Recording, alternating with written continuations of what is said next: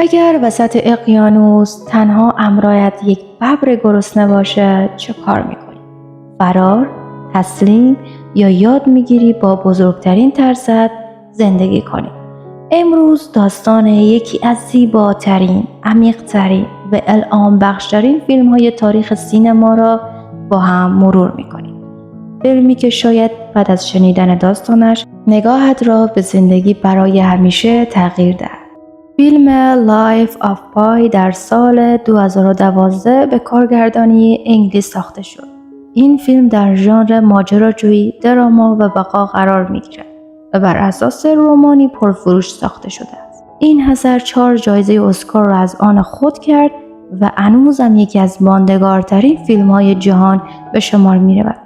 اما چیزی که این فیلم را خاص می‌کند فقط تصاویر خیره کننده‌اش نیست، بلکه پیام عمیقی است که در دل داستان پنهان شده است. داستان درباره نوجوان ایندی به نام پای است. خانواده او صاحب یک باغ وحش هستند و تصمیم می‌گیرند برای شروع زندگی جدید همراه حیواناتشان به کانادا مهاجرت کنند.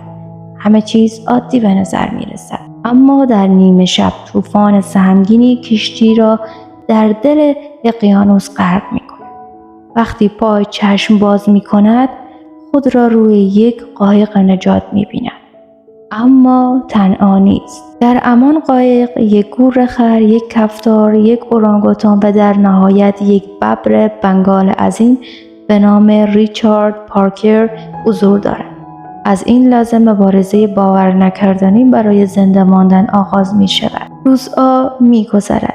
گرسنگی، تشنگی، طوفان‌های سهمگین، آفتاب سوزان و تنهایی. پای مجبور می شود کارهایی انجام دهد که هیچ وقت تصورش را نمی کرد. از شکار ماهی‌ها گرفته تا تقسیم کردن غذا با ببری که هر لحظه ممکن است به او حمله کند. اما کم کم میان این دو رابطه عجیبی شکل می گیرد.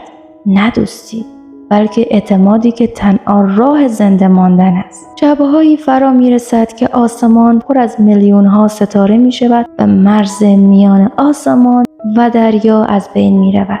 دسته‌های بزرگ مایه‌های پرنده از روی آب عبور می کنند و سکوت اقیانوس را به نمایش شگفت‌انگیزی تبدیل می کنند. در میان این امر زیبایا هنوز مرگ تنها چند قدم با آنها فاصله دارد.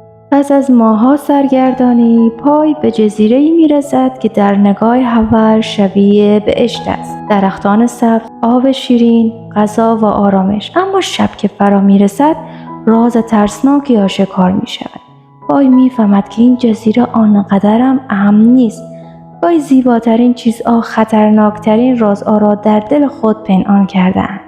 پس از سفر طولانی سرانجام پای به خشکی می‌رسد و بدون آن که حتی یک بار به عقب نگاه کند وارد جنگل می شود و ناپدید می شود.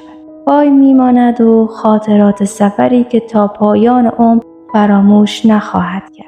درسایی که این فیلم برای زندگی ما دارد.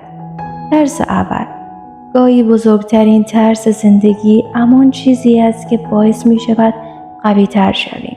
درس دوم، تا زمانی که امیدت را از دست ندادی، حتی در میان بزرگترین طوفان‌های زندگی هم می‌توانی راهی برای ادامه پیدا کنی. درس سوم، بعضی آدم‌ها فقط برای بخشی از مسیر زندگی ما کنار ما هستند، اما اثرشان تا همیشه در قلب ما باقی می‌ماند. اگر دنبال فیلمی هستی که فقط سرگرمت نکند، بلکه وادارت کند به زندگی، امید و ایمان قسم دیگری فکر کنی، لایف آف پای یکی از بهترین انتخاب‌ها است. این اولین قسمتی از مجموعه معرفی فیلم‌های ماندگار بود. اینجا فقط داستان فیلم‌ها را تعریف نمی‌کنیم، از هر فیلم درسی برای زندگیمان برمی‌داریم تا قسمت بعدی یادت نرود. بعضی فیلم‌ها فقط برای تماشا ساخته نشده‌اند، آمده‌اند تا چیزی را درون ما تغییر دهند.